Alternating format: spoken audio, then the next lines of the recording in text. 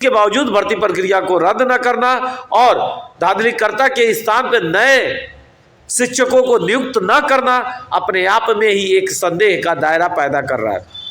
क्या आज योगी सरकार सही काम कर रही है या बिहार सरकार हमारी सही काम कर रही है? इस पे विचार करने का काम आप लोगों का है, जनता का है। और आप सही बताएं कि क्या योगी सरकार ने सही कहा है? उन्होंने धांधलीकर्ता को गिरफ्तारी का आदेश दिया है, इस गिरोह का भंडाफोड़ का आदेश दिया है, लेकिन बिहार राज्य में गिरोह का कोई भी भंडाफोड़ करने का आदेश या कोई भी जांच या पुलिस व्यवस्था तगड़ी नहीं बनाई जा रही। यहां तक कि हम स्टूडेंटों को भाषा अहर्ता की मांग लेके हाईकोर्ट को जाना पड़ा और हाईकोर्ट में फैसला इसका लंबित है। जय हिंद। दो बड़ी खबरें आपको हम बताते चलेंगे। उत्तर प्रदेश पुलिस विभाग और जो आरओ की भर्ती हुई थी उसके बारे में, और अभी पटना हाई कोर्ट का न्यूज आ चुका है और पटना हाई कोर्ट में एक बड़ी जीत हो चुकी है। जो ANM के द्वारा जो पेपर स्टूडेंटों ने दिया था और उनका पटना हाई कोर्ट ने जीत घोषित कर दिया है। आखिर क्यों, कैसे ये घोषित हुआ, इसके बारे में भी हम लोग विशेषकर बात करने वाले हैं आज। और सबसे इम्पोर्टेंट यही है कि उत्तर प्रदेश पुलिस विभाग की जो भर्ती थी उसमें भर्ती प्रक्रिया को रद्द कर दिया गया है और CM योगी द्वारा क्या कहा गया है पूरा सुन लें। हमने कहा पूरे पेपर को अभी निरस्त करो, पूरे गिरोह को गिरफ्तार कर लो, उन सभी बच्चों को सकुशल उनके घरों तक पहुंचाओ। 1 महीने के अंदर पारदर्शी तरीके से फिर से परीक्षा आयोजित करो।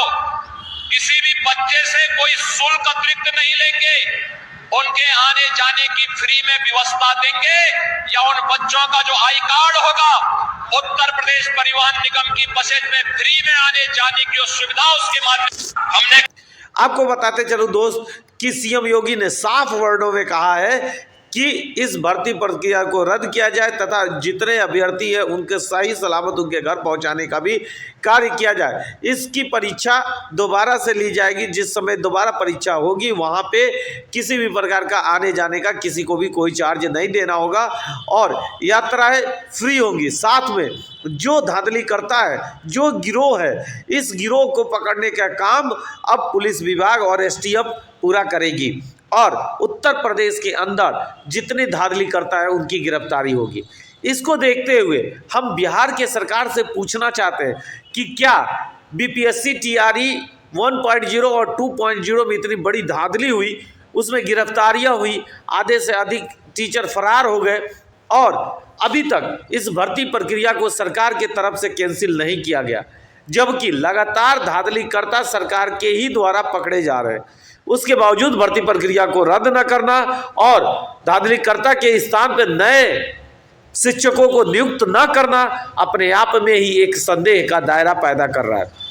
क्या आज योगी सरकार सही काम कर रही है या बिहार सरकार हमारी सही काम कर रही है? इस पे विचार करने का काम आप लोगों का है, जनता का है। और आप सही बताएं कि क्या योगी सरकार ने सही कहा है? उन्होंने धांधलीकर्ता को गिरफ्तारी का आदेश दिया है, इस गिरोह का भंडाफोड़ का आदेश दिया है, लेकिन बिहार राज्य में गिरोह का कोई भी भंडाफोड़ करने का आदेश या कोई भी जांच या पुलिस व्यवस्था तगड़ी नहीं बनाई जा रही।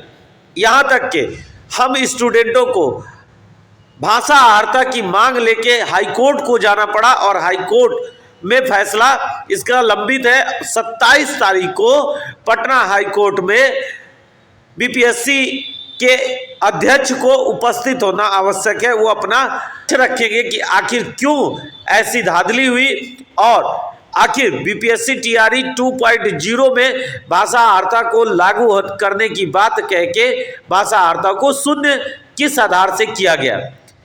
क्या वो स्टूडेंट जो मेहनत करके भाषा अहर्ता में पास हुए वो बेवकूफ थे? क्यों वो पढ़ाई किए? और आपको ये अधिकार किसने दे दिया कि भाषा अहर्ता विज्ञापन में लागू करने का आदेश देके भाषा अहर्ता को शून्य कर देना? उन युवाओं के साथ, उन युवाओं के जीवन के साथ आपने खिलवाड़ किया है जो युवा पूरी तरीके से मेहनत करके इस परीक्षा को क्वालिफाइड किए हैं। भाषा वार्ता में 9 क्वेश्चन सही होना आवश्यक था, जिसमें लड़कों ने 11 से 15 क्वेश्चन सही किए हैं और उसके बाद विषय पे पेपर देके अपना समय व्यतीत करके अच्छे नंबर को भी प्राप्त हुए। लेकिन केवल और केवल अयोग्य अभ्यर्थियों को योग्य ठहराने के उद्देश्य से भाषा वार्ता को शून्य किया गया। बिहार में गलतियों पे गलतियां किया जा रहा है, लेकिन वहीं पे उत्तर प्रदेश के अंदर गलतियों को सुधारने का पूरा प्रयास करते हुए योगी जैसे मुख्यमंत्री हर राज्य को मिलना चाहिए, जिन्होंने पार्टी को पीछे छोड़ते हुए अपने निर्णय और युवाओं के कैरियर के बारे में सोचते हुए सही फैसले को लिया है और उन्होंने साफ स्पष्ट किया है कि इस भर्ती प्रक्रिया को पूरी तरीके से रद्द किया जाए। इससे पहले ARO की भी भर्ती प्रक्रिया को रद्द करने की घोषणा मुख्यमंत्री स्वयं किए। तो बिहार के मुख्यमंत्री कब तक इसकी घोषणा करेंगे, इसकी जानकारी हमें चाहिए। शिक्षक अपने हक की लड़ाई के लिए कोर्ट में है और कोर्ट से तो फैसला आएगा ही आएगा। जब कोर्ट से फैसला आएगा तो नीतीश सरकार की अत्यधिक बेइज्जती होना तय है। इससे पहले कि बेइज्जती हो, उससे पहले आपको बीपीएससी टीआरई 1.0 और 2.0 की भर्ती प्रक्रिया को रद्द करते हुए सापेक्ष पुनः पेपर लेने की कृपा करें और भाषा वार्ता को लागू करें। यदि धोखेबाजी से अगर इस कार्य को आगे बढ़ावा दिया जाएगा तो बिहार राज्य की एक एक जनता इसका हिसाब मांगेगी। अप्रैल माह में चुनाव होने वाला है, उसमें आप निकल जाएंगे तो आप बिहार की जनता आपको निकलने नहीं देगी। इस बात को आप याद रखिए और सही तरीके से युवाओं के कैरियर के लिए लड़ रहे युवा को सफलता दिलाइए। इसके अलावा ANM के जो छात्र थे, जिनके साथ भी जैसे हमारे साथ खेला हुआ और विज्ञापन के बाद नियम को चेंज कर दिया गया, वैसे ही इनके भी विज्ञापन के बाद रिजल्ट को जारी कर पुनः नियम को चेंज कर दिया गया, जिसको देखते हुए इन लोगों ने हाई कोर्ट में याचिका दायर किया था और 4 से 5 सुनवाइयों के बाद उनका निर्णय एकदम साफ निकल के आ चुका है कि जो विज्ञापन के बाद हेर फेर किया गया, ये नियम सरासर गलत है और ऐसा नियम कोई भी आयोग पास नहीं कर सकता है। किसी भी आयोग को इस नियम को लागू करना है तो भर्ती प्रक्रिया और विज्ञापन जारी होने से पूर्व ही लागू करके विज्ञापन में दर्शाना होगा, न कि उस भर्ती के लिखित पेपर और उसका फिजिकल या किसी प्रकार का इंटरव्यू समाप्त हो जाने के बाद आप नियम में बदलाव करेंगे।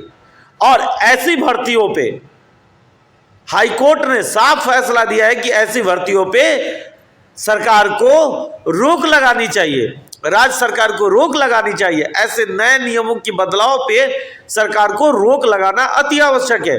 तो सेम बीपीएससी टीआरई 2.0 भाषा वार्ता को लेके और बांग्ला उर्दू का जो पेपर हुआ था उसको लेके जो नियम इन लोगों ने चेंज किया था, उसके आधार पे इस भर्ती प्रक्रिया को रद्द जरूर होना है। आप सेकेंड अटेम्प्ट 27 तारीख को बहुत से बहुत अधिक, 3rd और 4th में भाषा वार्ता का भी रिजल्ट साफ और सापेक्ष जारी हो जाएगा।